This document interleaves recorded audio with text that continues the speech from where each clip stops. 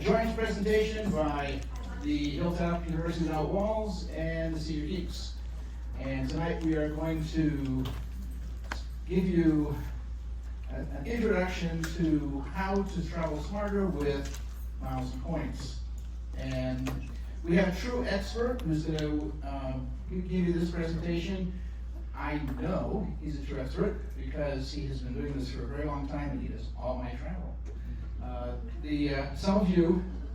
Some of you might have met Brad at Senior Geeks presentation talking about another of his businesses, one that he and I run together called Ambience IQ. I used to say that Brad is the Elon Musk of Aurora, Colorado. Is a parallel entrepreneur. That's not in fashion anymore. He's not as rich, but you get the idea. He has a lot of businesses that he is working on simultaneously, and he does them all very well. So, I hope everyone has signed up in the door prize registration. That's the one thing you do need to do. I don't think I have anything else to say, so take it away, Brett. That's enough to me. All right, lovely. How's everybody doing tonight? Great. Good. Do you guys see okay? Can you see the screen on there? Ish. You want me to? I'm trying to figure out where I should go so everybody can make sure they can see. This way. Now nobody else will be able to see it. No step outside is Yeah, we'll make it work. I am thrilled to be here and really excited to talk about one of my absolute favorite topics, which is all things travel, and especially with miles and points, which is really one of my specialties. I've learned that it is insanely complicated. I think it's super simple, and when people keep telling me, how do you do that? I realized I can help people and try to impart some of this knowledge to everybody else, and hopefully you will pick up a lot of really fun, cool insights about tonight that can make your travel a little bit better. I could probably talk for 3 hours on this. We're not tonight. Rick, You didn't pair it probably. didn't pair it properly. Okay. It worked a second ago. It just worked a second. We'll turn it back on again. Off. I'm really tech savvy too. Clearly. Okay, hold on. We're gonna try one more thing. Let's try to unplug this. I'd love some flexibility to walk around. You'll be happy with me. Alright, that's back in, and let's see. Off. Back on. Make sure your keyboard works too. Maybe we got off filter there. That was with the keyboard. Hey, all right, now we're cooking. Working up. So here is generally what we're going to talk about tonight. I'm going to do a little background on me, just so you know why it's important and why I have a skill set here. We'll talk a little bit about what I call why the journey matters. So talking about kind of airplanes and a little history of where we've come from and where we are today in terms of coach, premium economy, business class, first class. I thought it'd be fun to kind of look at what the differences in products are. We'll delve into miles and points 101, the guts of the presentation, talk a little bit about airline alliances. I'm going to show you some real examples that will help visualize everything we're talking about. And then I will go over a little bit on what I call the WHERE method, which is my proprietary framework for helping you understand and have a viable strategy for thinking about not only redemptions, but acquisitions in terms of points that will give you the highest chance of success to get it for whatever trip or vacation, whatever purpose you're trying to use with them. And then if you stay to the end, I'm going to unveil a few of my free secret tools that I think will really help you generally with your travel. And then we'll do the raffle for the free night at the Hyatt to a category 5 anywhere in the world. So looking forward to it. I'm going to try to keep questions until the end. I am happy to stay late, answer any questions on that point, but for the sake of time, I'm going to kind of push through. If there's anything really, really urgent, mention it, but otherwise I'm going to try to keep the questions towards the end of the presentation. And like I said, I'm happy to stay afterwards and talk with anybody who has anything. Sound good?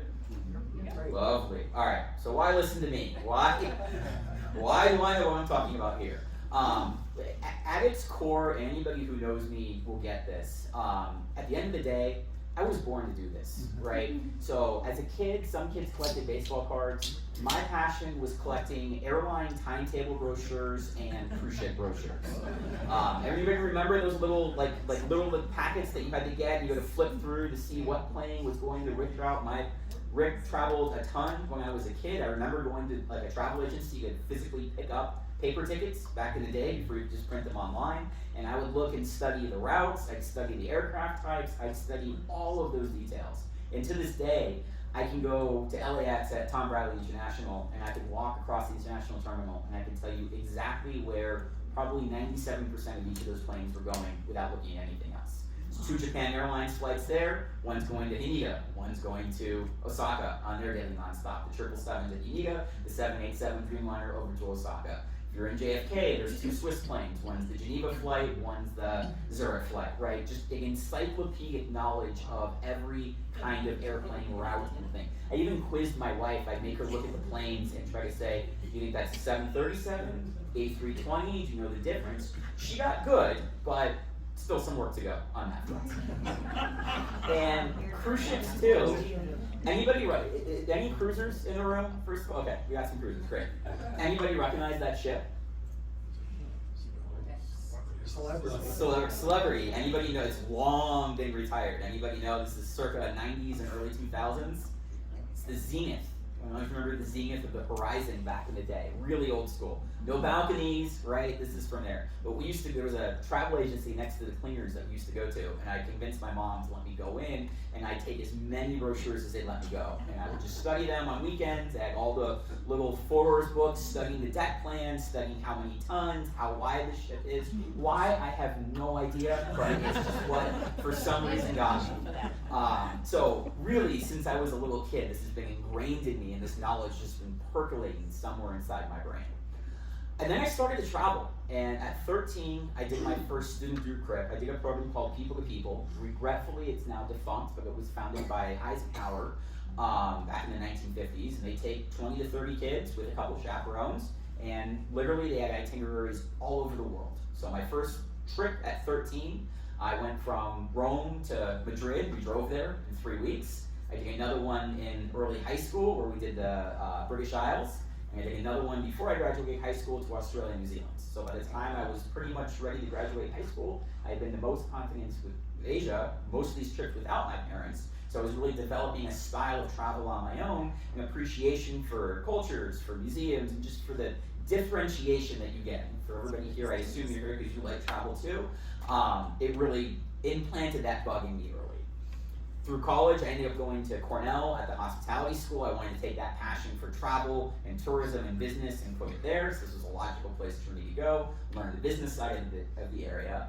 But my junior year, I studied abroad. And instead of going to a country, like most of my friends did, I did semester at sea. Just curious. Anybody here do it? Or have a kid or a grandkid who's done semester at sea? No. All right. So we lived on that boat right there. It was a 3-month program. It's sponsored by University of Virginia, and we literally circumnavigated the globe in that time. We started in Puerto Rico, went down to Brazil, South Africa, Mauritius, up to India, Vietnam, Malaysia, China, Japan, Hawaii, and all the way back to California. You take classes when you're at sea, full university courses. And then when you're in port, you have assignments, and really it's just explore. Go see the world. Go have a bigger appreciation for all these things that you're trying to do. They did take us to Brazil during Carnival. I don't know whose idea it was to take 800 American college students to Carnival, but that was certainly... Buy me a beer, I can tell you some stories later if you're looking for that, that's totally okay. We were also really fortunate that Desmond Tutu and his wife were on our voyage for the entire time. He's a big promoter of this thing, and me and him right there. Incredible to get to hear that man speak as we were crossing from Brazil to South Africa and learn about apartheid and learn about his experience. Just unbelievable opportunities that we got. So the bug fully planted here, right? Now I've traveled the world. After I graduated college, I did a 3-month backpacking trip as well. And then that led me to, again, I like cruise ships, so my first job, I worked on a cruise ship. So there's me at 22. This is my first job graduating college. I worked on Celebrity. So who's cruised on Celebrity here? Anybody? All right, anybody done the Century? The ship retired a few years ago. Anybody cruised on that one? There you go. Holds a special place in my heart. What about the Solstice? Anybody been on the Solstice? Yeah, love it. The edges are great, the apexes are awesome, but I have a really special place in my heart for those ships. I was the concierge, my first contract. I was the online manager, my second. Got to be a 3-stripe officer by the time I left at 24, which was pretty cool. Everybody asked me the number one question is, well, what was it like? What were your rooms like? Well, my first contract, older ship, and was only a 2-stripe officer. That was my room. It was a double. Inside, you get a bunk and a little curtain. That's the extent of the privacy that you get. My second contract, brand new ship and higher up rank in the organization, I got my own cabin. I got a window. It was actually life-changing. It was really fantastic. Again, buy me a beer. I'll tell you lots of stories about crew bar, life below deck, everything that happens on a cruise ship. It was a very cool experience at 22. I don't think now with 2 kids and a wife, she'd be too happy if I said I wanted to go back on the cruise ships, but at the time it really worked out well. And then, as Rick said, we founded our business, the first one right after this, Ambience IQ, and I traveled a ton for work. So now I have this whole history of traveling, the miles and points, and now a lot of work travel, and so the obsession just took over. And basically, for the past almost 20 years now, I have been obsessing about learning, redeeming, optimizing points, and getting some amazing redemptions along the way. So, some credibility purposes, that's me at 24 with my now wife, Kim, I was girlfriend at the time, flying United to Europe at 23. Once you go business class in a life flight, it's really hard to go the other way backwards. Whoever's flowing it knows, it is a spoil. We flew Singapore first class on a mistake fare. That was a year later before our wedding. For my wedding, I burned 1.1 million points on that one, including this product right here, which is Singapore Suites. It's hard to envision, but it actually turned into a double bed in the sky. Really quite cool. They sunsetted this particular product, but there is a new Singapore Suites now that is awesome. Etihad Apartments, basically up to this point, I've flown almost every major carrier in first and business class, from ANA, Emirates, Etihad, Cathay Pacific, Japan, ANA, Ava, you name it, I've pretty much flown it. So not only do I have knowledge on how to redeem the points, but part of my expertise is guiding you to the right product. You've earned all these miles and points, you want to redeem them. Let's get you the best experience possible, both in terms of the seat, the food, and what you're really trying to do. As I say, the journey is part of it, and when you get to have some of these opportunities, it's really awesome. So, me with a little glass of champagne, and it goes to hotels too. Now, today, we're going to focus more on the airplanes, but I'll also show you how you can do 5-star resorts in Thailand. This is the Kamala, also called the Bird's Nest. We did the Park Hyatt Maldives for our honeymoon, also on points. $1,500 a night room that you get for free. Park Hyatt Paris, it's another $1,500 a night room that you can get for free using miles and points. We even did an African safari and almost got mauled by an elephant that got so close to our safari vehicle we were actually legitimately scared about where it was going. If this is interesting and you guys like it, tell the Ricks, and I can do a second presentation on hotels and a third one on cruises on how to do there. But we're going to keep today really more focused on airplanes. I think that's the number one thing that people want to do. So, where am I today? I founded Blue Sky Journeys, which is a boutique luxury travel agency to really help people redeem their miles and points and get a lot of extra benefits from there. So I'm a luxury travel advisor, I'm Virtuoso certified, and that means that I can help you both with planning, right, being able to figure out where and how to use your miles and points to your advantage, custom itinerary planning from start to finish. If you are not somebody who actually enjoys the planning part of a trip, I do. I literally sit at night on a couch in front of my computer and just look at hotels, restaurants, flights, activities, everything that you could possibly imagine. Cruises, with my background being on the ship, we can help with anything on the cruise ship side, and the VIP perks. If you just got a hotel stay coming up, we can help with getting you free breakfast,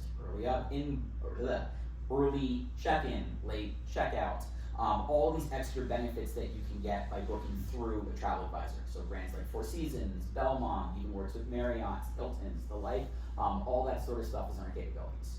So that's my niche, is really on the luxury travel side, the cruise side, but also this ability to take the miles and points and help you optimize and level up your trips. let's get your points for free. Let's get your airline for free. And then while you're there, maybe you can spend a little more on a hotel or get to go to that restaurant that you want to go to. So it's using it as a part of the entire puzzle and really helping it be a part of your trip. Lifetime to date, I'm about over 2.5 million miles flown on here. And I'm at 67 countries I visited. I'll be at 69 by the time the summer ends, the couple trips I've got coming up. So really, really exciting stuff. So that's where we are. So now I want to talk a little bit, this is kind of a fun history lesson on where airplanes were and where they've come. Because even when I started putting together this presentation, I had an idea, and it was even more striking than I expected in terms of the difference that you can get and how this particular genre has evolved over the years. We're gonna skip that one because I have one seat in first class. The sound works. Okay, we're gonna try it. Anybody watch? Does anybody remember the Seinfeld airplane episode? All right, this is probably my favorite airplane clip of all time. I'm gonna do just a couple minutes of it because I think it's funny, just to again kind of demonstrate the difference between first and business class. So I think this actually does work. I have one seat in first class and one in coach. The price is the same because your flight was canceled. Oh, well, I'll take the first class. Why should you get the first class? Elaine, have you ever flown first class? No. All right then. See, you don't know what you're missing. I've flown first class. I can't, I won't. So here, coach. Yeah, that's the point. All right, fine. I don't care. The plane crashes. Everybody in first class is gonna die anyway. Yeah, I'm sure you'll live.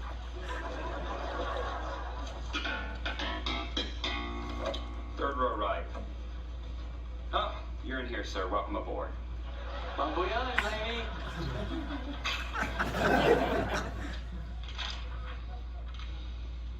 Excuse me. I think you're in my seat. Oh, really? My mistake. My mistake.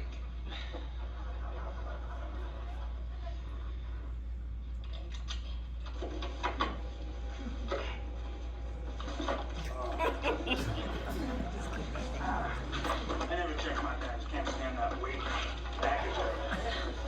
Great. We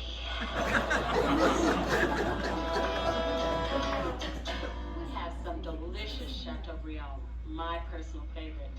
Or if you prefer something lighter, a poached Dover sole in a delicate white wine sauce with just a hint of saffron. Oh, saffron. That sounds good. And today we're featuring wines from the Tuscany region. Tuscany.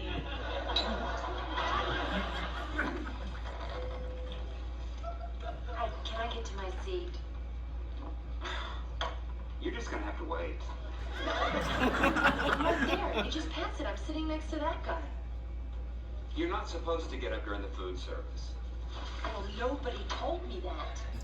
Look, this plane is full. I got a lot of people to serve. Now, please, you're just gonna have to wait. So, a little dramatized, but you get the point, right? That's the fun part about being on. So let's do this. This is where we're gonna focus business class at the start. This is where business class started. So this is circa early 2000s on American. This is what you used to get. It was the old school recliner. Anybody remember this back in the day? Right. So this was the main difference between business class and first class, was that first was lie flat and business was just a simple recliner. Great, comfy, but if you're trying to fly overnight to Europe, ain't the best night's sleep, right? And then they said, well, we're gonna invent the angled lie flat seats. This had to be the worst seat innovation that ever came out. It is affectionately known as the wedgie seat. Why? Think about an angled lie flat like this. When you're trying to sleep, what are you gonna do? You're gonna slide. You're gonna slide down. I don't know who in their right mind thought this was like a great innovation. I mean, I would actually take the old school recliner over the angled lie flat or wedgie seats.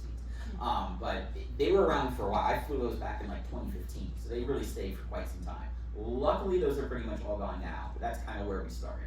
British Airways, very similar. This was the old Club World seat back in the day. Again, late 90s, early 2000s. But then, they did something cool.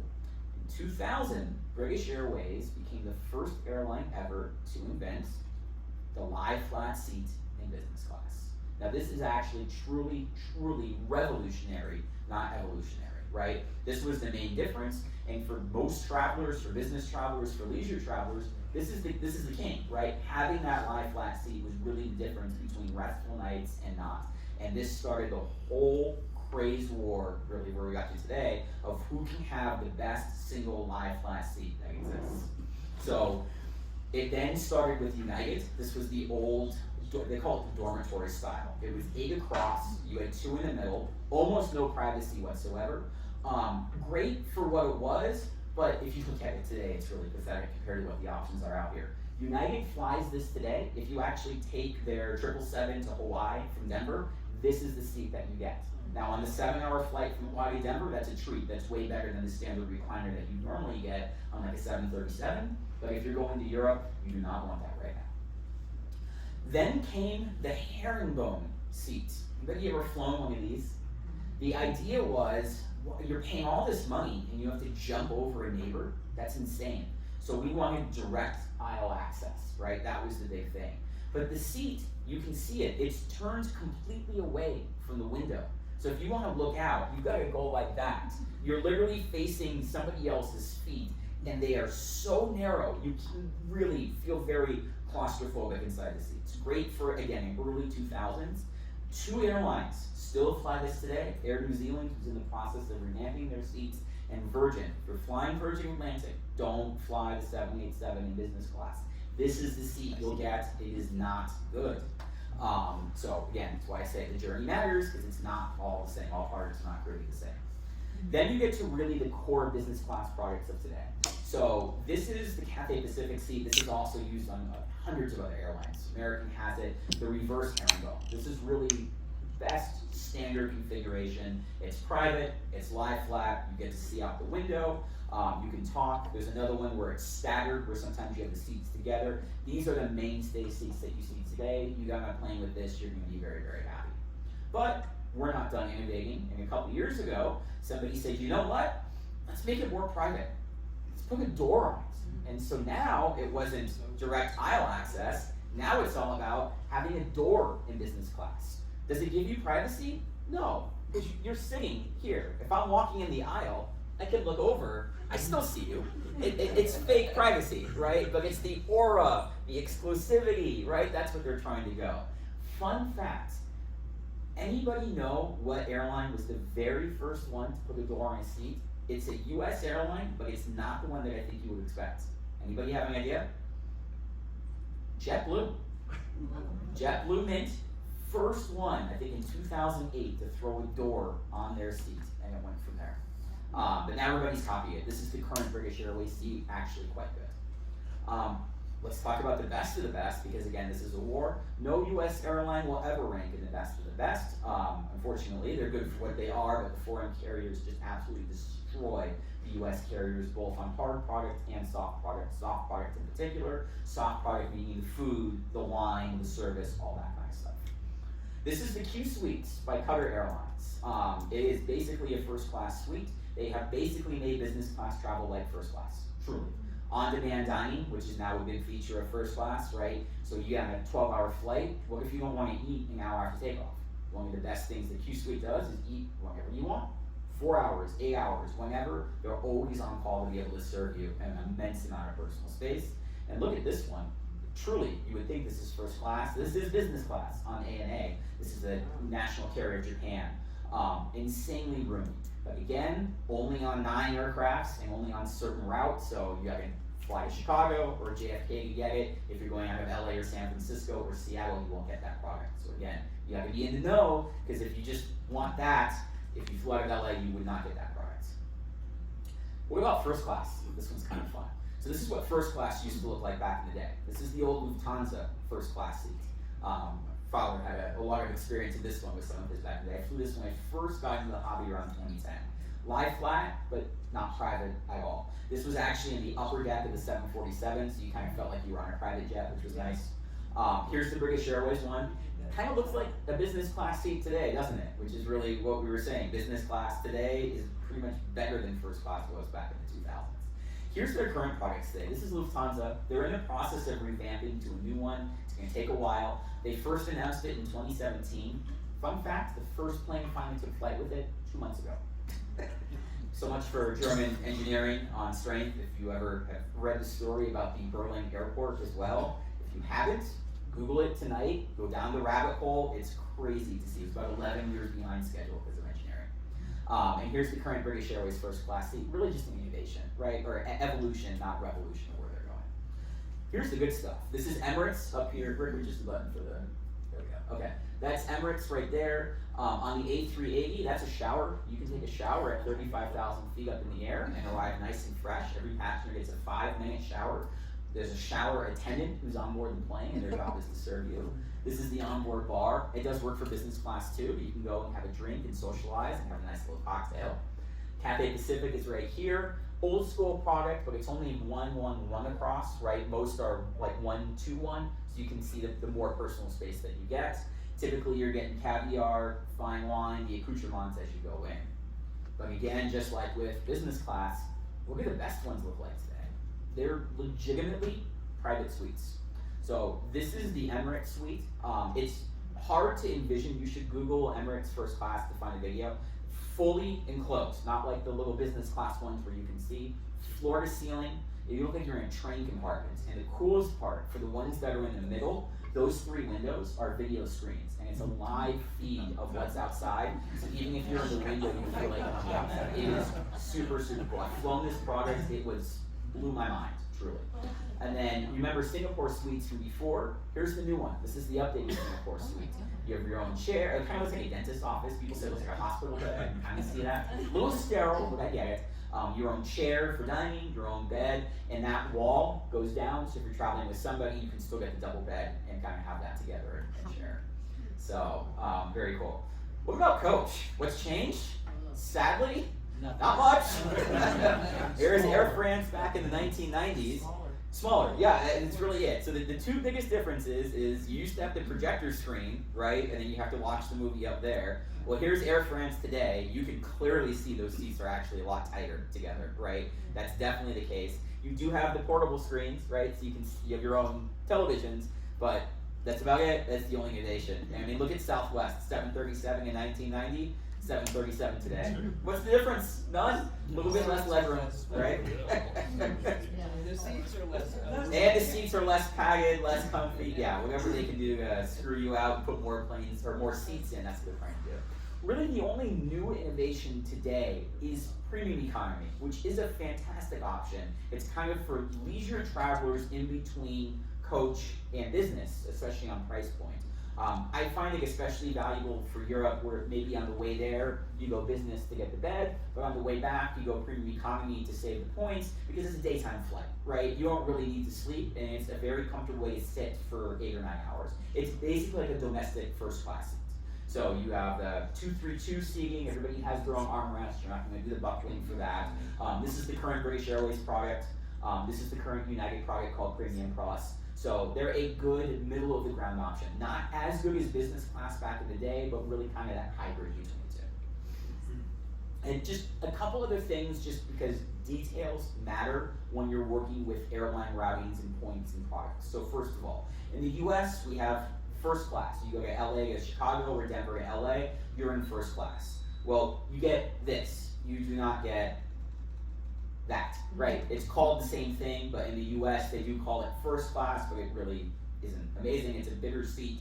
Sometimes there's food, sometimes there's not. If there is food, it's not amazing, but that's what it is.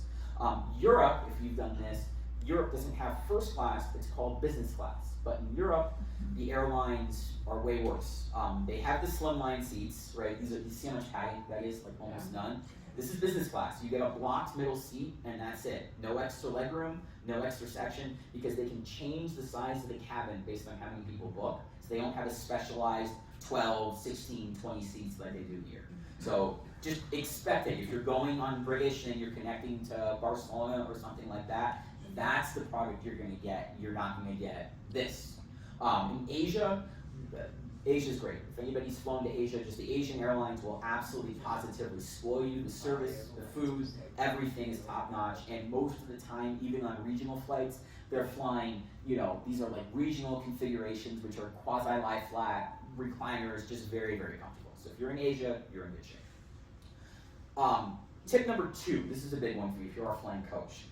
Plane type really, really, really matters, okay? This is a Virgin A330, this is a Virgin 787. Out of New York, they have 6 departures a day across all different plane types. Why? Well, if you're traveling with a partner, it's a little hard to see, but on the A330, it's a narrower fuselage. And so what that means is the seating type is 242 in coach. So if you're with a partner, you guys get the 2 right there together. No middle seat, nobody in there, right? Really powerful. The 787, 333. So you're gonna have a middle seat taking, all that kind of stuff. So you wanna pay attention to airline planes as well, because it is a big difference and can really enhance your comfort if you get on the right one. Finally, soft product matters too. You're not 100% there for the food, but you are paying a lot of money, you might as well enjoy the experience while you have it. So there's a difference, not every business class is the same. That's a business class meal in Azores Airlines. Doesn't look that great. This is Egypt Air. It tasted as good as it looks, I promise, which is not that good at all, right? So it's better than, I mean, the Egypt Air was not, that was inedible. But Qatar, like I said, that's caviar and boutique salmon on your business class flight right there. Anybody ever heard of ITA Airlines? Okay, this is the new Air Italia. Now, Air Italia had a terrible reputation. ITA, awesome. They're in the process of joining Star Alliance. You get a 5-course meal on ITA in business class. Appetizer, pasta course, entree course, cheese course, dessert course, right? You ain't getting that on United, sorry. So, like I said, if you're open to this or understand the nuances between the airlines and things, we can make it so you have the right seat, the right experience, and your journey can start the moment you get to the airport, not being tired, bad food, hungover, whatever you want by the time you get to your destination. So that's there. And I thought this would be a little bit of fun. I looked at all of the major international airlines from Denver, and I put in the seats that are flying there, just so if you are taking a trip or coming up in business, these are some ideas of some of the products that you have available, including the best ones. So this is Lufthansa's current business class product. It is truly a joke, I'm sorry to say.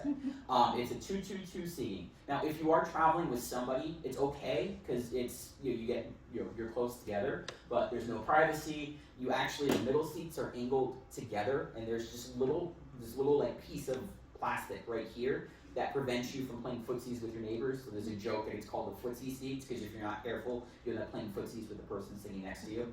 So it's not the best. It serves a purpose, it is lie flat, but it's certainly not the best seat that's out there.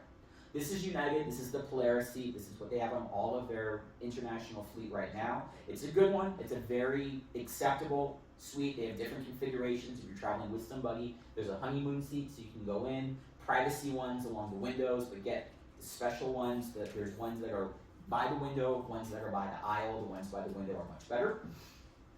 This is the British Airways Club World Suite.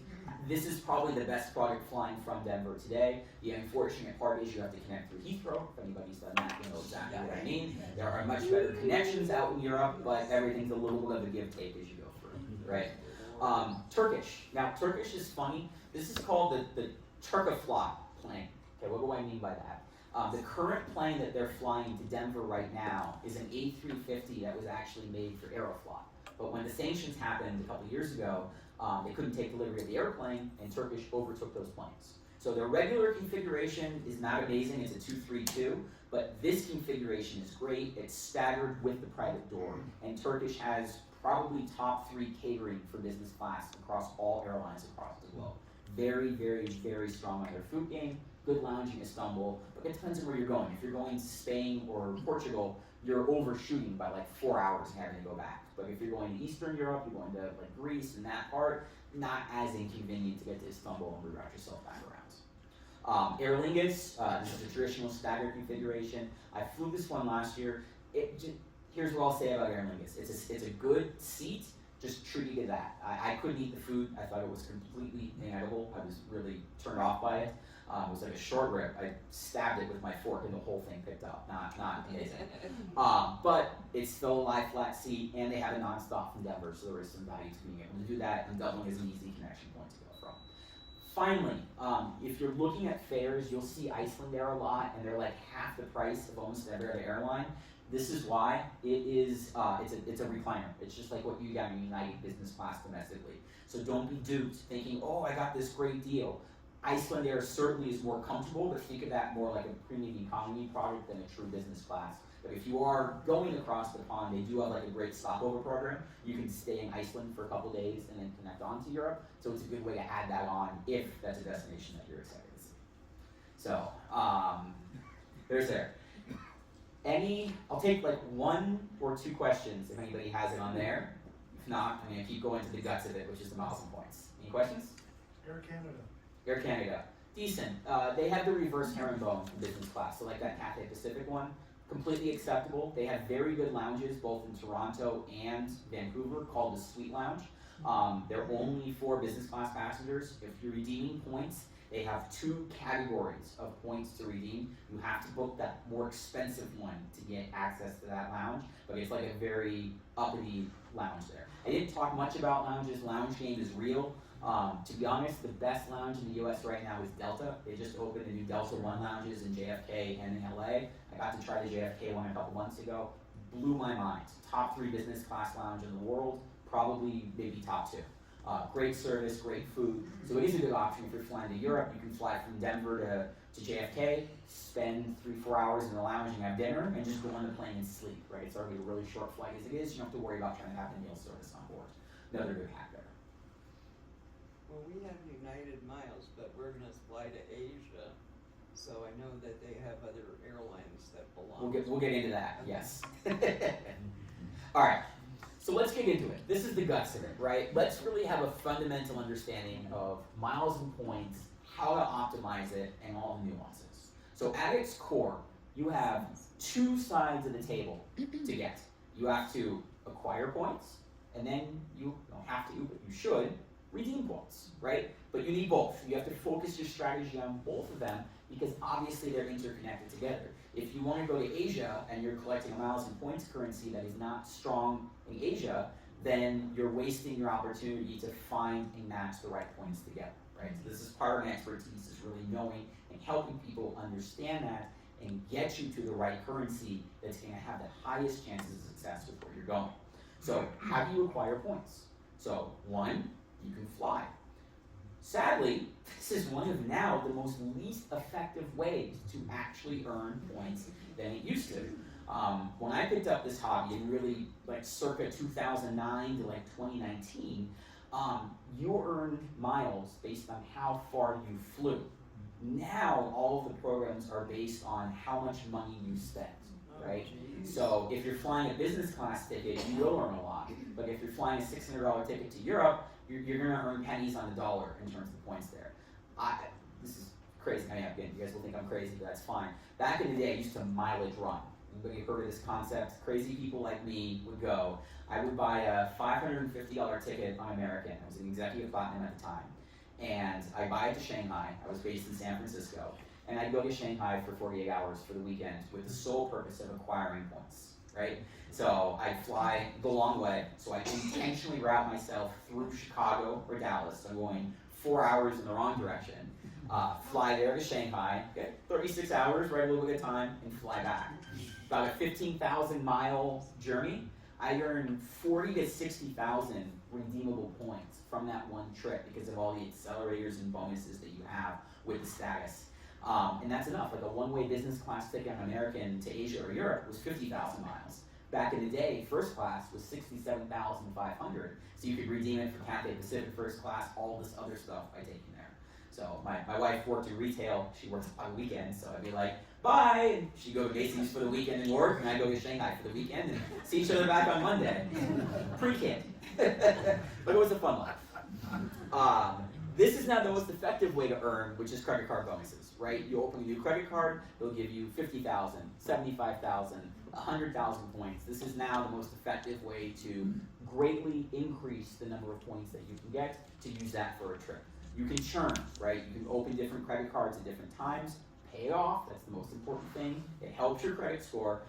This is the best way right now to take advantage of it and to exponentially get you up levels of point acquisitions if you need to get points or top off certain accounts. Everyday spend. Certain credit cards have different bonus structures for different things that you spend on. I have 13 credit cards, not because I'm trying to stretch myself, but because I know that certain credit cards, I can earn 6 points per dollar on grocery stores, 5 points per dollar on gas stations, 3 points per dollar on dining or travel. Or, there's a great card now, the Capital One Venture card, 2 points per dollar on all spend. Fantastic card, so every non-bonus spend. So there's lots of ways for you to do that, because most cards are 1 point per dollar, so the Cap Venture is 2 points. Really, really powerful in what you can get. Online shopping portals. I don't know if anybody does this. If you're buying anything online, you can go into a portal. I'll give you the website at the end, or it's called EV Reward. It shows you how many points you can get for making that purchase. So if you're buying something at Staples, you go into EV Reward. A lot of times it's offering 3, 4, 5x per dollar, and then you make that purchase. You're buying a laptop, 3,000 points right there, right? Free, easy points, no extra work required. Hotel and travel partners, so you can get synergies, Delta and Lyft. Hilton will sometimes have partnerships with American, right? Different currencies will cross-pollinate, so to speak, because they want the same customers. So you make sure your accounts are linked and you can pick stuff up. And finally, you can buy points. I know that sounds really weird, but like Alaska, which is one of the hardest airlines to acquire points in, often has fare sales at like 70% off. So if you know there's a redemption that you want, there's 75,000 one way to Asia, you could buy that for $1,200. Sounds like a lot, it is, but that business class ticket is 3,000 or 4,000, right? So you can basically get like half off the purchase price of a regular fare ticket and do it that way by using miles and points. Works more for premium cabins. For coach, I don't think it math works out as well, but for business especially, there is a value in that. All right, so let's play the game. Raise your hand. I'm guessing I know the one that's going to be the most popular. If in this room you have a United credit card. Yep, that's exactly what I figured. Okay. Anybody have the Southwest card? Yep. All right. Anybody have an Amex card that earns you membership rewards points? American Express, yes. Okay. What about a Chase card? Anybody have like the Sapphire Reserve?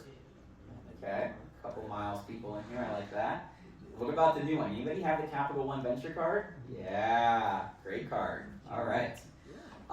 So what this shows you is there's 2 types of credit card currencies that you want to work with, right? The first is airline credit cards. So you're holding the card of that specific airline and you're acquiring points just in that airline.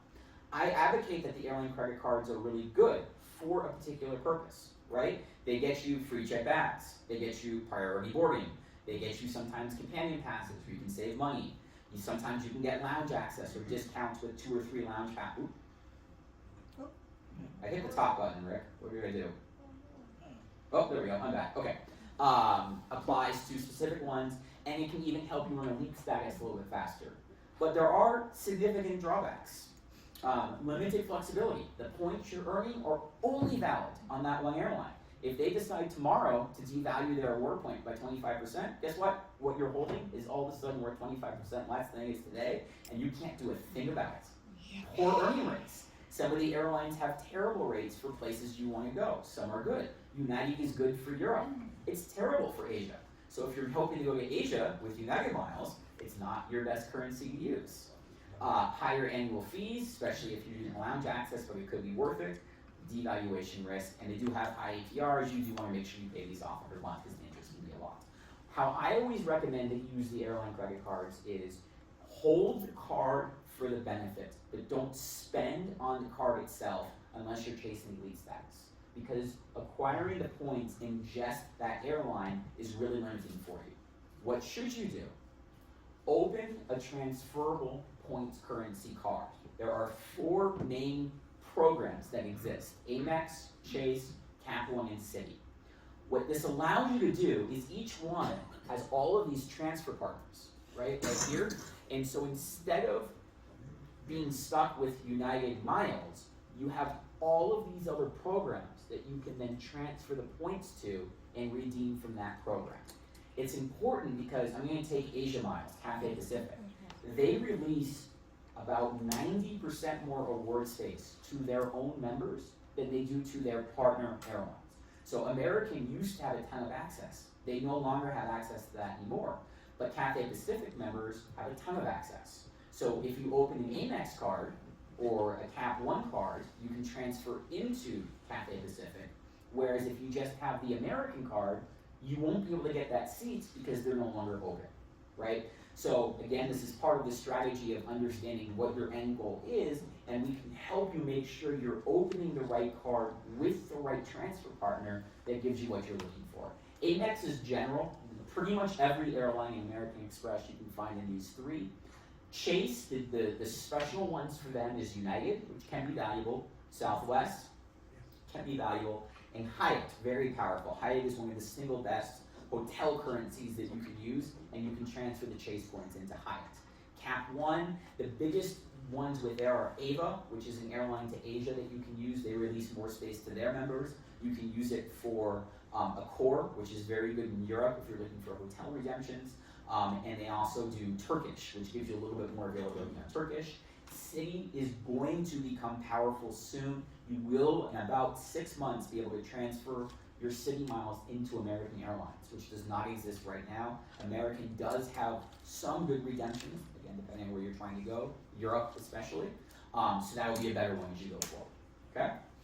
And why these are better? Again, you can transfer to multiple hotels. What you don't want to do is go into the travel portal and then just book the ticket and then pay with cash. You get 1 cent per dollar when you redeem it in the portal. You want to go and transfer it to the frequent flyer programs and try to redeem the points that way. That's where you get the best value for what you're trying to do.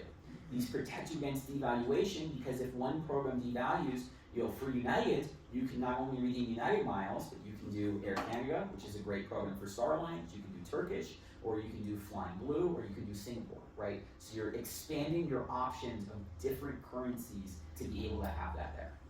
More seat options, like I said. Transfer bonuses. Right now, Chase is offering a 25% transfer bonus to Virgin, a 20% transfer bonus to Air Canada, and Amex is offering a 30% transfer bonus to British Airways. They do this every so often. If you happen to be at a point where you're trying to travel, all of a sudden your points are worth 25% more for doing absolutely nothing. It's fantastic. Now you can't bank on it because you don't know when the bonuses are going to happen, but if it happens at a time, you should take advantage. The Virgin one ends in 2 days, so it's important if you're looking to do that. And then again, you get better redemption rates. I'm going to demonstrate that point to you in just a second. Cashback cards are fine. They are a good option depending on what you're trying to redeem for. If it's domestic coach, a lot of times cashback can be a better value than the points earning cards, right? Just because you're earning. Try to get one that does 2 points per dollar, not one. Citi has a good cashback card in that sense. But that's really is. I mean, at least you get the cash, you don't have to worry about the redemption side. So for some people, particularly domestic coach, that is a good option. If you are transferring, the ideal rate, you should be able to get at least 1.5 cents, if not like 1.5 to 2.2. For premium, you want to try to be over 3 cents per dollar on that redemption. So let me just show you a real example. So Rick and I went to Vietnam 2 months ago. We did round-trip business class on Starlux Airlines, which is an airline out of Taipei. They're a partner of Alaska Airlines. So the cash price of the round-trip ticket was $5,400. We used 150,000 Alaska miles per person. Right now until June 30th, you can transfer Amex miles into Alaska. See me afterwards, I'll show you how if you have it. This is a one-time special opportunity because of the merger with Hawaiian Airlines, and it goes away at the end of the month. I won't bore everybody with that detail, but if you have some and want Alaska miles, come to me. I'll tell you how to use it. So the simple math, 5,406 divided by 150,000, we got 3.6 cents per point on that redemption. So that's a very good middle of the road redemption where you're trying to go. And optimizing, I would much rather spend 150,000 points than $5,400 for that flight. All right. This is where most people struggle. A lot of people have the points. A lot of people don't know how to redeem the points, or really, really struggle on the redemption side. So let's just talk about it. The main ways you can redeem first and business class, coach, domestic in Hawaii. Hawaii is obviously very popular. Luxury hotels and resorts, and just standard hotels like Disney, or hotels outside Disney, or things of that sort. Those are your main categories of redemption opportunities. You can redeem for gift cards or merchandise. Usually you get way less than 1 cent per dollar. If you have millions and millions of points, probably not an issue, but if you are limited, there are much better values that you can get than simply gift cards. So when you redeem the points, there's 4 concepts I want to make sure everybody can understand. Points currency, that's like a United Mile or an Amex point, right? That's the currency that you have to be able to do so.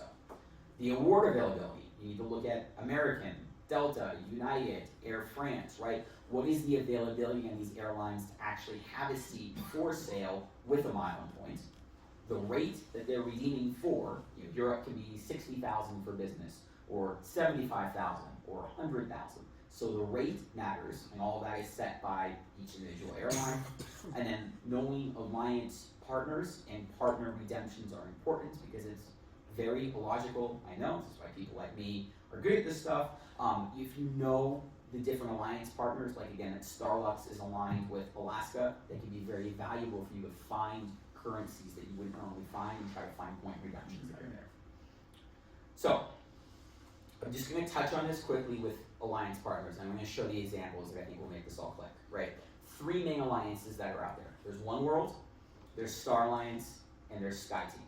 So One World is American and Alaska, Star Alliance is United, SkyTeam is Delta. Each one has different pros and cons. If you have elite status, One World is the best. If you're a One World Emerald, the very top tier, if you're on a coach ticket, you can go and use a first class lounge when you're flying anywhere in the world. You can use Cathay Pacific, some of the best lounges in the world. Qantas, some of the best lounges in the world, you get access.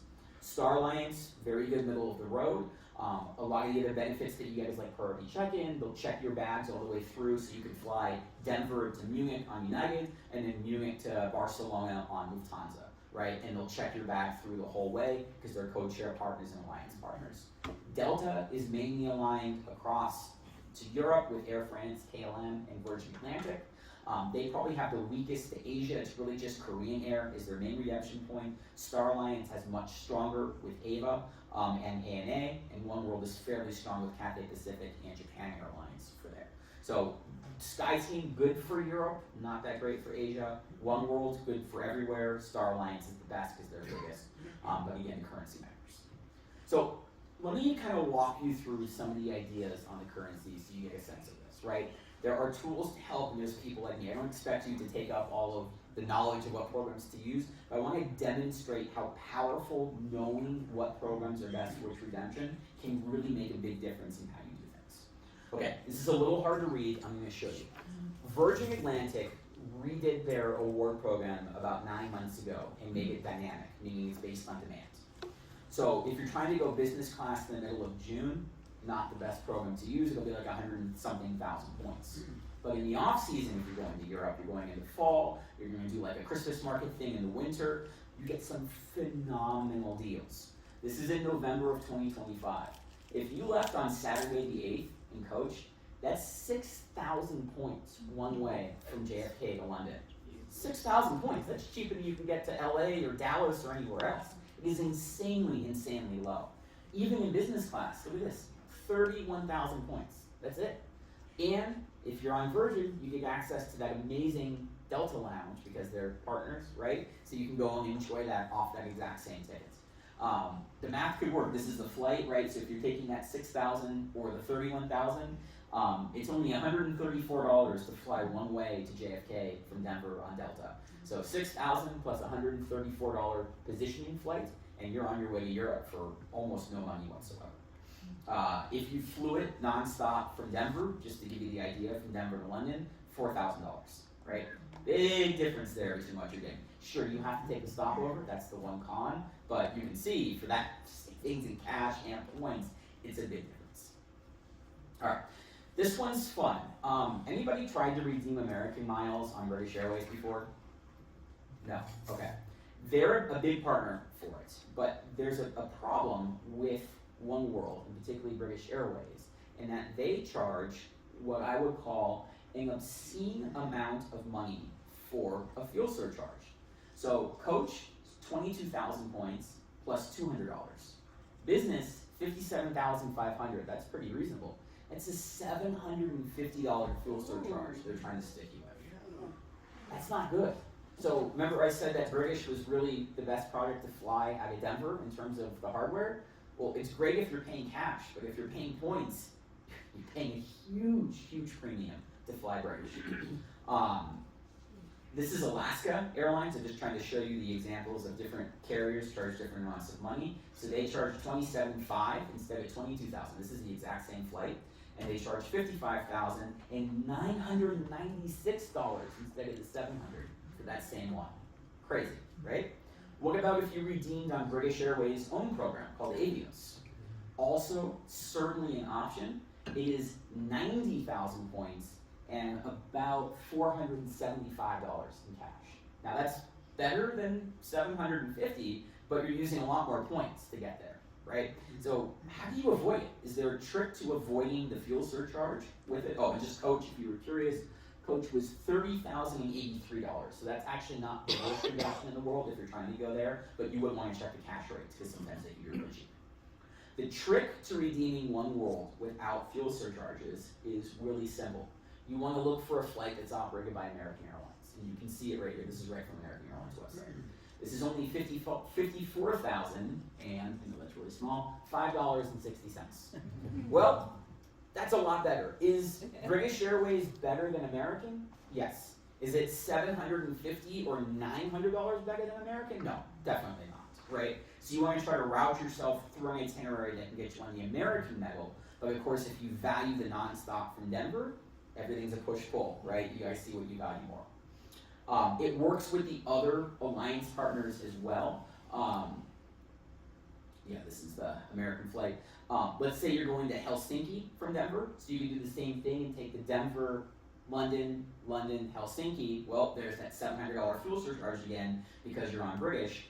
If you went and flew through Dallas and then connected on Finnair direct to Helsinki, you're back to the $5.60 because they don't pass along the fuel surcharges like British Airways does. So something again, this is why this kind of stuff matters. So if you don't know, you're going to pay more in miles or more in cash for maybe a subpar product, or maybe spend a lot more points than you really have to. Star Alliance to Asia, exactly what you were just talking about. On United, so this is a flight, this is on Ava Airlines. This is from Taipei to Seattle. This is the flight example that we're using.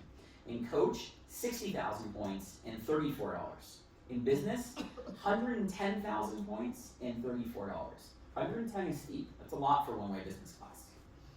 So let's look and see. If you have a transferable points currency and not just United miles, you can use Life Miles. This is Avianca, the program of Bogota carrier down in Colombia.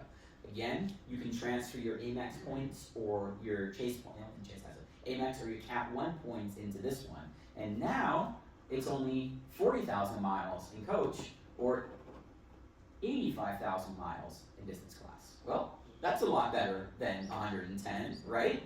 But that's not it. Let's look at Air Canada. For, again, the exact same flight on the exact same day, okay, 50,000, so Life Miles is better for Coach, but for business class, 75,000 miles. $100, so it's a little bit more in cash, but you're saving 35,000 points right there from United for the same exact flight, where if you have the right points currency, you don't have to spend as much as you do to get there. Make sense?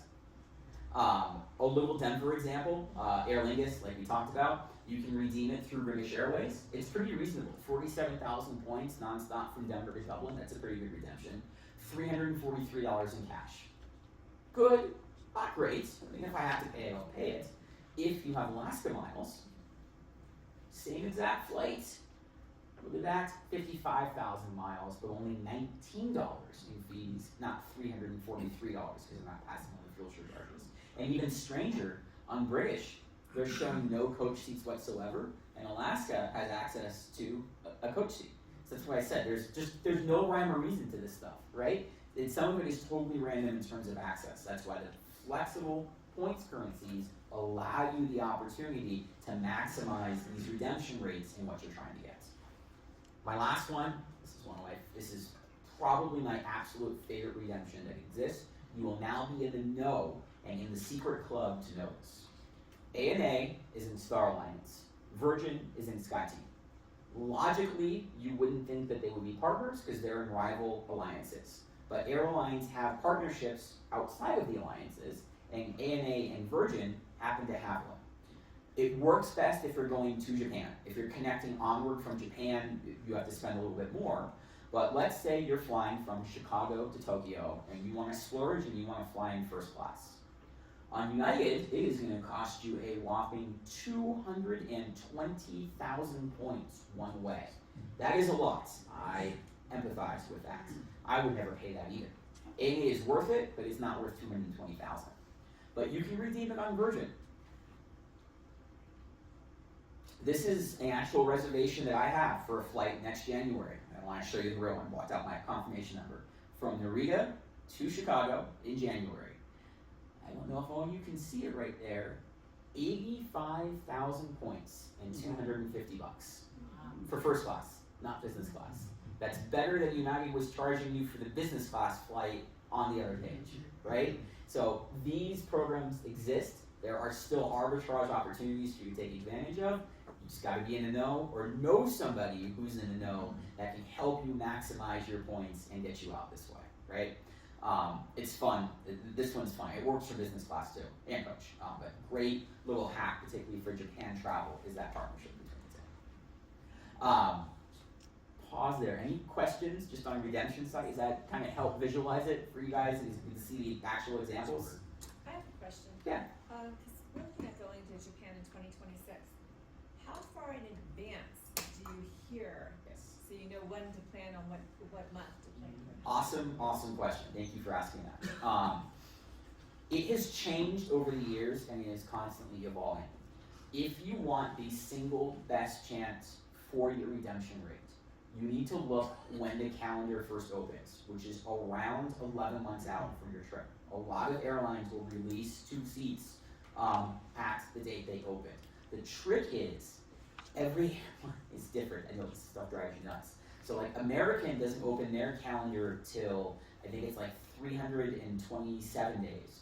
But British does it at 335, meaning that if you have American miles, you're at a disadvantage because people with the British Airways miles can get access to those seats sooner than you can. Stuff I can help with, but that's generally the rule of thumb. If you can start at 11 months out, it doesn't have to be your final itinerary, but if you can start there, you will have the highest chance of success.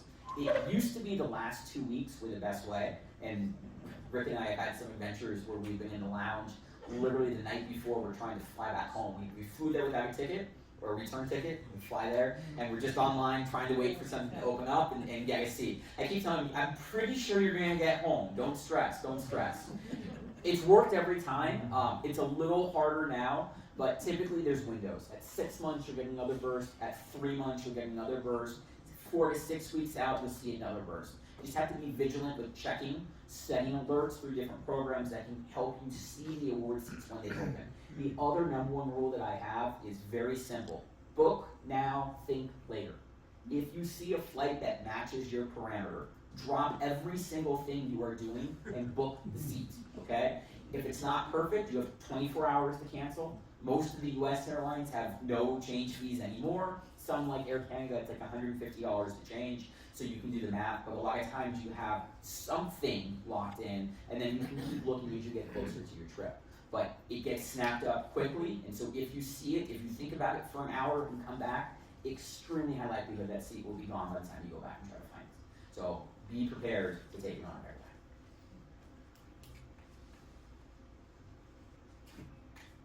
Lovely. All right. There we go. All right. One other fun concept. Anybody ever heard of the concept of a fifth freedom route?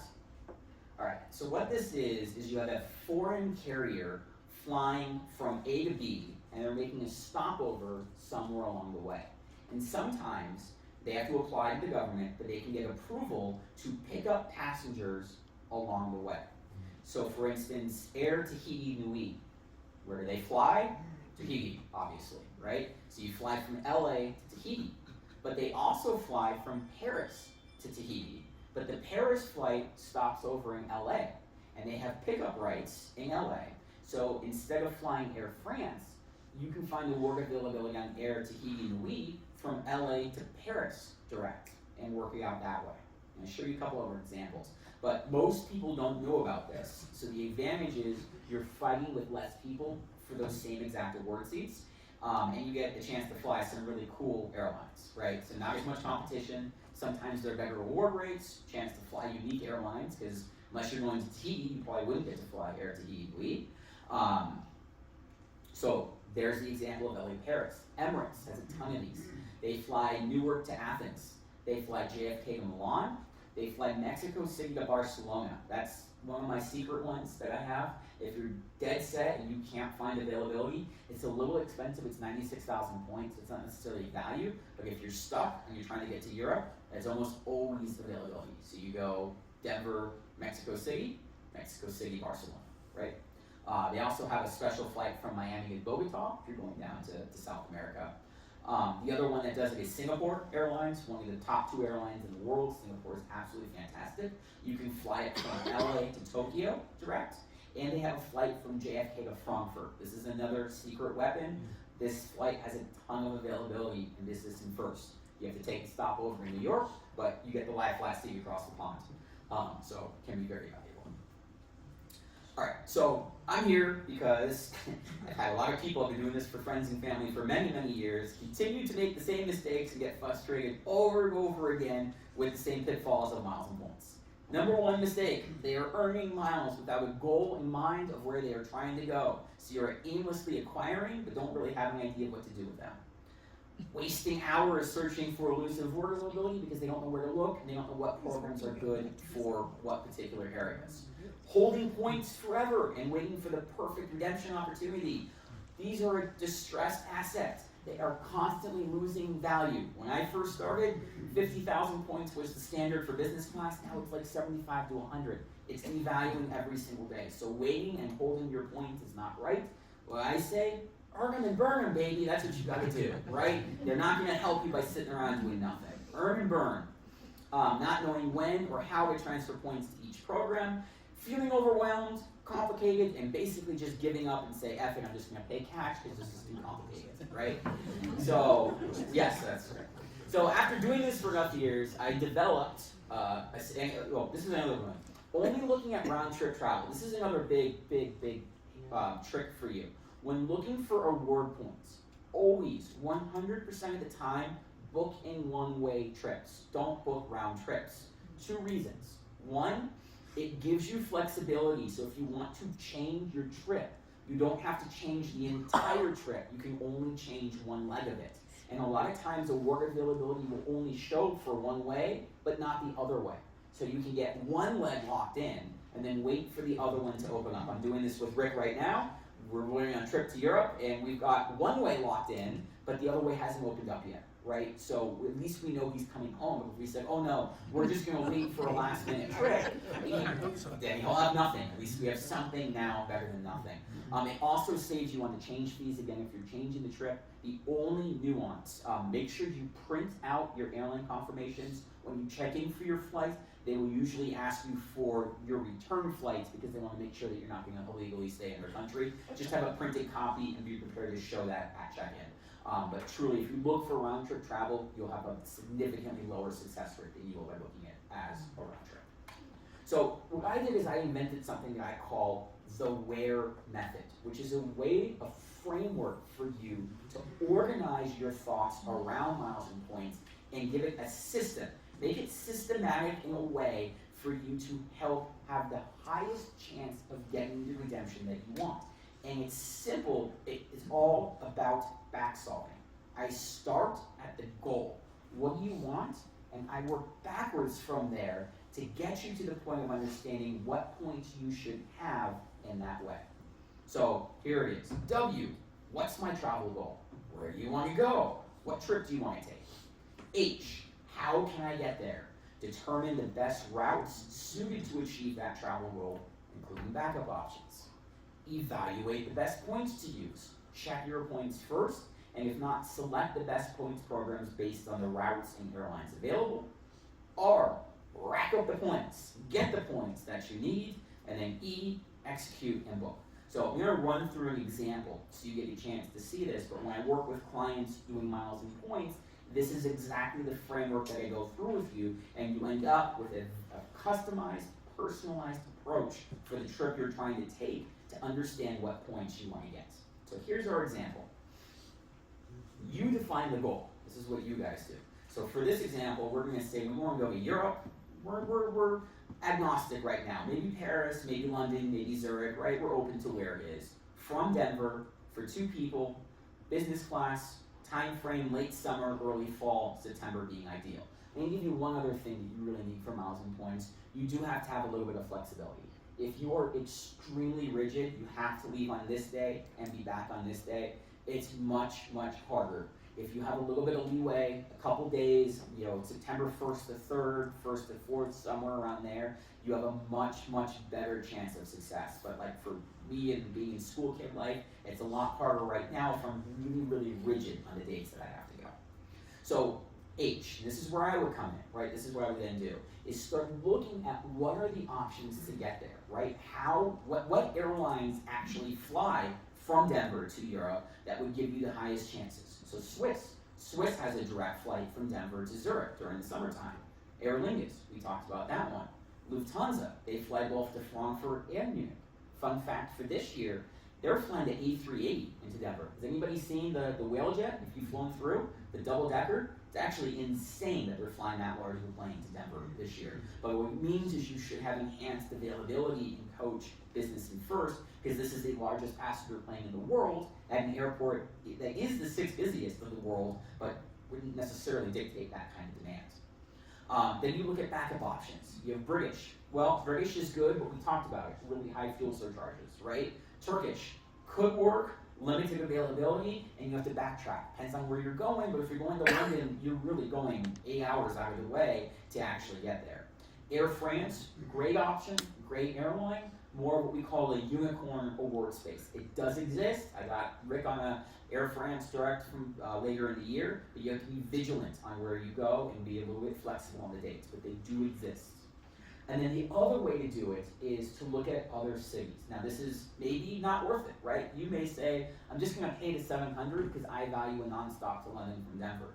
But if you wanna maximize your points, you can sometimes get a lot better availability by going from Chicago, Dallas, Houston, and then you just buy what's called a positioning flight on your own, so you fly to Houston, and then your real trip starts from Houston, and you go Houston to London, and book it that way, right? It depends on your personal pain tolerance for having that extra connection or not, based on what you can actually get. But you will find a lot more availability.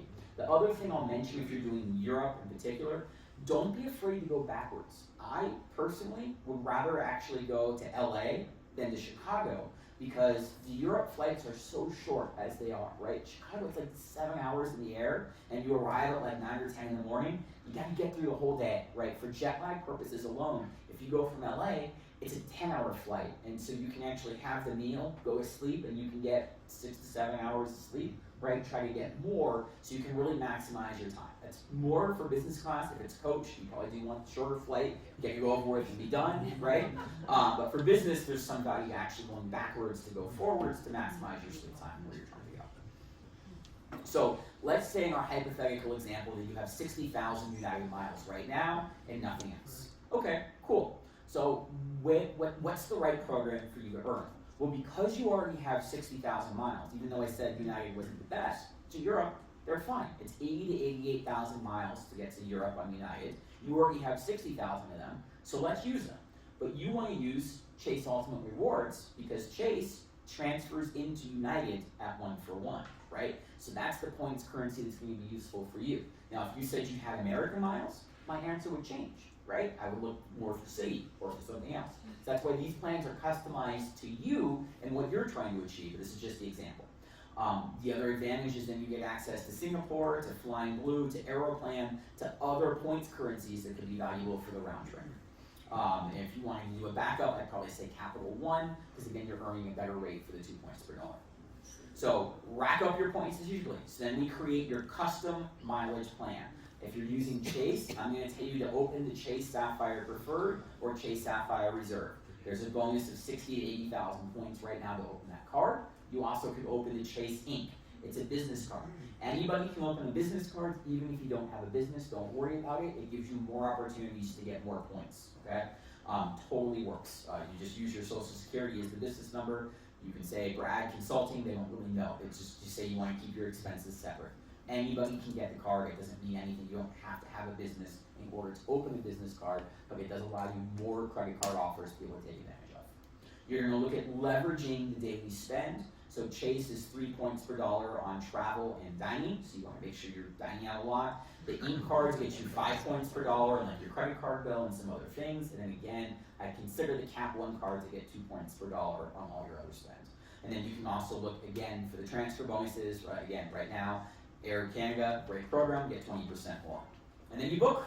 So you're going to look for the flights. Maybe you found the one on Denver to Zurich for 88,000. You had 60,000 points. You transfer 18,000 over. Boom, there it is. You set alerts, monitor availability, transfer the points. On the way back, let's say you couldn't find anything in Star Alliance. Well, the beauty of having the flexible coins currency is you can look at the other currencies and maybe something opens up on Flying Blue.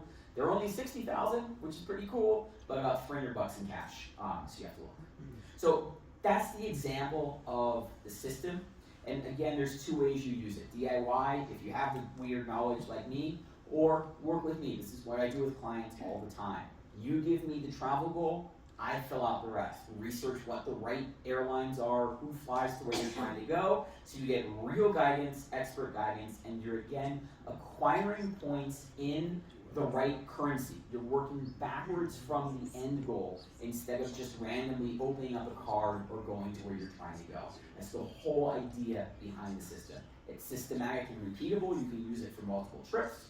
It's flexible, resilient, and the built-in backup strategies means we're not just looking at Denver, but we have backup options there, increasing our chances of success. And if also you told me the trip you were trying to go, I can pretty much tell you instantaneously. If you said, I want business class in mid-June to Europe, I'd say, good luck, but we can find it, right? We know there are availability, you just have to be a lot more flexible. If you're saying business class in January, no issue, right? We're definitely going to find there. So we can help guide you to the right trips and the right time here that you're trying to go. All right, we're coming to the end here. I have a few secret weapons. All right, these are a couple free websites that I think will really help in your travel planning process. Let me go to them. I don't have it queued up, so I have to go into the web browser. We'll talk about them. If you want to see it, I'll pull it up. A little bit of recap. So this is just a little recap of some of the main advice that we started with. So one, I always love using miles and points to look at total trip budget. Like I said, you're going to spend $5,000. Let's still spend $5,000. But if we save the money on the points, now we can look to see how we can make the rest of your trip better. Whether that's a slightly better hotel, better dinner reservation, slightly better cruise line or balcony cabin, we can use it to enhance your entire trip, right? That's how I love to look at it and kind of leveling up your travel, right? Use the flexible points currencies. Keep your cards. Keep your United card. It's really valuable. Don't spend on the United card. Spend on the flexible points currency cards for the most value. Start looking 11 months out, right? Great tip.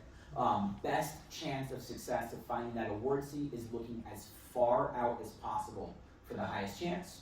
Apply the WHERE method, a great framework to help organize your thoughts. And then finally, don't only search from your home airport, check out other ones too, if you value that. If you want nonstop and book, but if you're a little bit more flexible, there's options here. Yeah?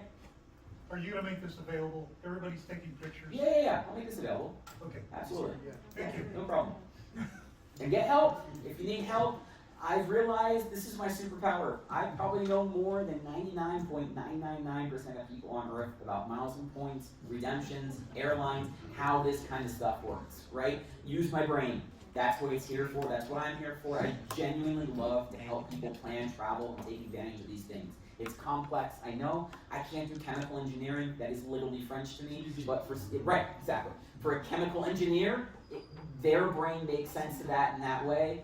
My brain can make sense of miles and points and word charts and memorizing all these weird things. There's a few people like me that exist, but really take advantage of people here to help, because this stuff it is complicated, it is hard. You're not crazy for thinking that it involves a lot of time and research and help. If you don't like to do it, don't do it. I follow a happiness expert, and he says number one thing you can do is pass off the tasks that you really don't like. I really don't mind I don't mind snow blowing my driveway in the winter. I hate mowing the lawn. I don't know why. I got a gardener, and it's been the happiest thing of my life to not have to do that task, right? So if you really hate planning points, I love it, right? So you use somebody who enjoys that process. One more thing, I just think this is valuable. I'm going to give you a few of my jet lag tips, because this is something that a lot of people struggle with on how to go. So, from doing this for 23 years and traveling all around the world, here's my best one. Again, fly longer for more sleep. Don't be afraid to backtrack. If you're doing the East Coast launch point, eat in the terminal or eat in the lounge and then just go on the plane and sleep. You'll get much better sleep that way. If you have the meal, you're down to like 4 hours and you're pretty much screwed for the start of your trip. So think about that, and especially in business class, think about going backwards to the West Coast for a longer route. For Asia, there's two main departure banks for Asia.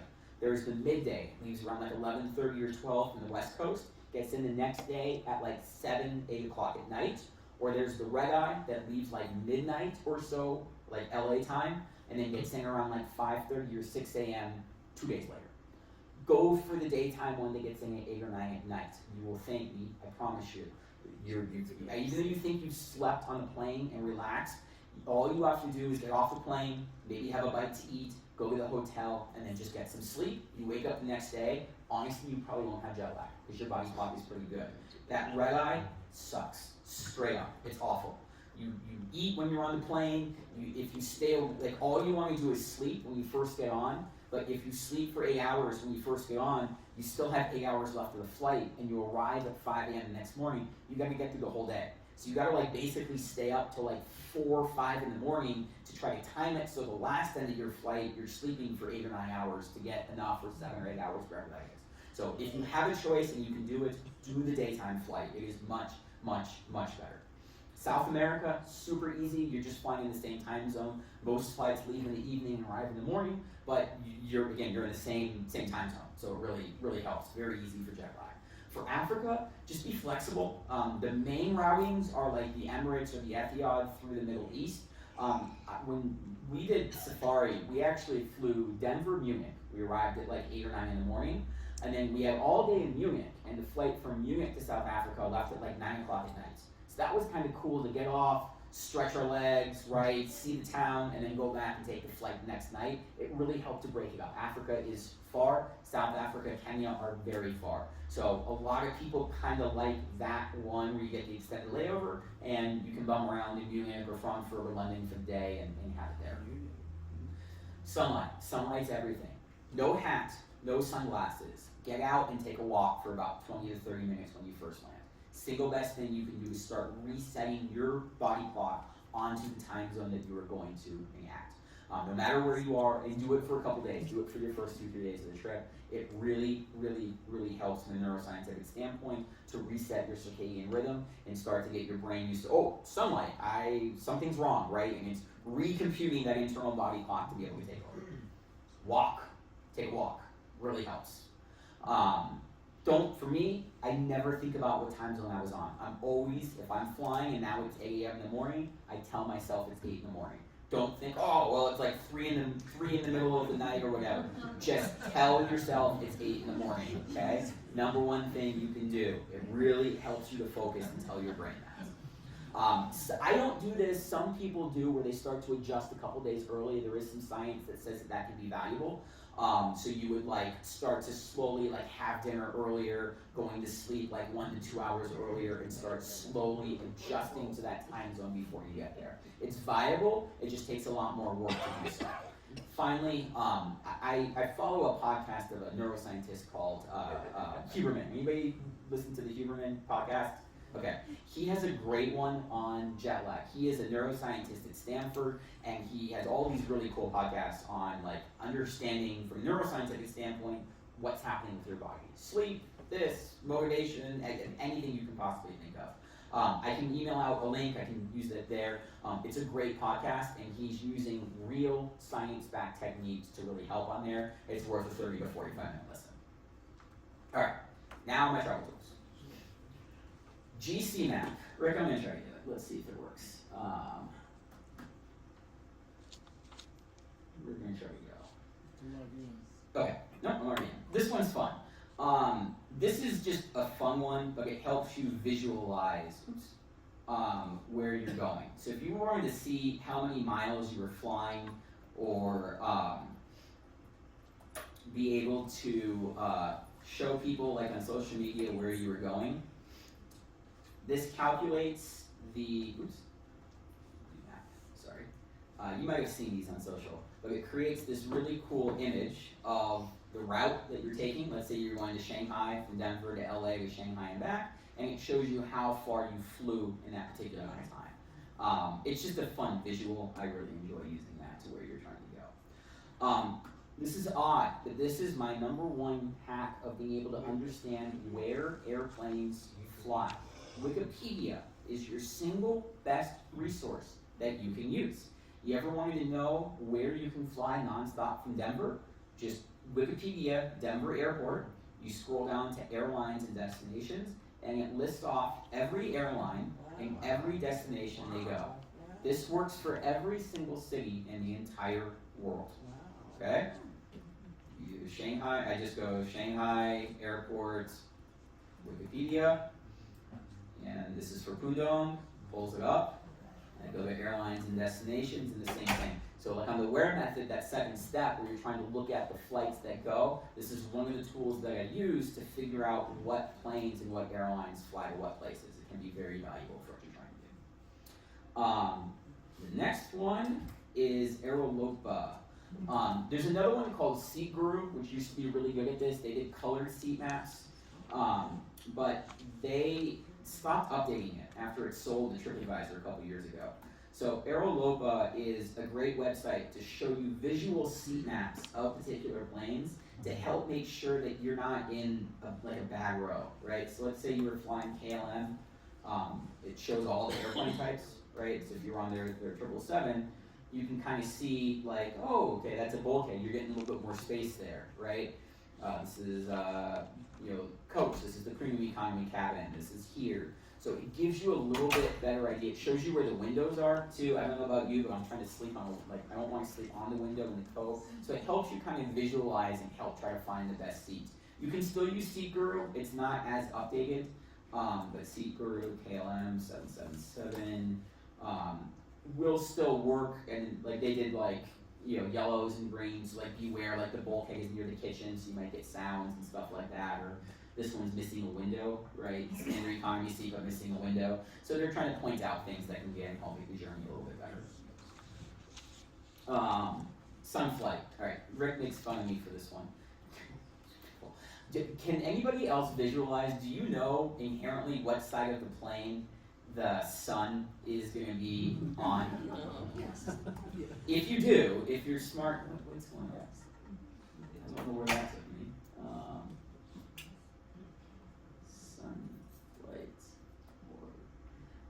You can use sunflight.org, and you can put in, let's see, Denver to Heathrow is for 8 hours, leaving at, let's say, 4 o'clock at night. It'll show you the map of what side of the plane to sit on, so you'd be in the sun 62% of the time on the left side and 0 on the right. All right. Again, me personally, I like to look out the window, but I hate it when the sun is beaming on me, right? So this allows you to sit on the right side of the plane to always be in the shade. There's a website for everything, right? EV reward, I mentioned this from earlier. If you are doing the online shopping portals, like I said, let's say you're buying something at Staples, you can go in and this shows you like 4 points per dollar on British Airways, 2.5 on Advantage, 2 on Asia Miles. So you link up your accounts, on British, and then you would earn 4 points per dollar on there. There's also some browser extensions that do this automatically. I don't love those because they're seeing all your personal data. I can certainly get you those if you want to see it. This is a little safer because it's not looking at all your web traffic as you go. But it's a great way to pick up, like I said, you're buying a $1,000 laptop, that's 4,000 points right there that you can get with doing nothing else from buying something that you are already buying to begin with. Alright, okay. Oh, I can't show this one, that's too bad. I'm gonna try to show you guys this on my phone. This is something that I do personally that has changed my life with travel. So, it's gonna be kind of hard to see. Sorry, it's on my Google account. So, on Google, Google allows you to star certain places. Like if you're trying to find a restaurant, right? It allows you to save it on the map. You go to Saved, and then you can start. So something I started doing many, many years ago is when I'm traveling to a new city, instead of like writing my restaurants or activities or things I want to go like on paper or on my computer, I start in Google Maps. So if I'm ever traveling back to that same destination, like this is Amsterdam, right? All of those yellow dots are restaurants or activities or something that I've already researched and decided is really good and I want to go back to. And you can actually do that through here, and now I have like a living record of every city I visited of the activities already marked. So if I'm connecting there, laying over there, I don't have to redo the research again, or if my computer dies and I can't find it. So like on my phone, as I scroll out, you see all these cities have these yellow dots. Those are all places I've been with activities that have staying power through the entire time. So it's small, I know, but truly it's helped me a ton not have to repeat the research that I'm doing over and over and over again in that process. And lastly, that's my website. So if this is interesting, if you'd like a little help with your next trip, whether that be on miles and points consulting, whether that be on booking a cruise and helping you get the best deal, or you've got some hotel stays coming up and you want to see if I can apply some benefits to it, check it out. This is what I'm here for. This is what I do. This is what I love. So I really, sincerely appreciate everybody's time tonight. I am more than happy. This connects right to my website, to my booking page. I am more than happy to stay and answer any questions that you may have. If you'd like to chat, go there, book a time. I'm not charging for the first call. We'll have a conversation. We'll have a chat, understand what you want, and we can go from there. And if this is interesting, tell the Ricks, and I'll do this again for hotels, and I'll do it again for cruise lines if that's something that you guys all want to see. All right? So thank you. Happy to answer questions. And hope everybody got some time. What? Oh, the drawing. Oh my gosh, yeah. All right, let me do the drawing first, then I'm going to do the questions. Hold on.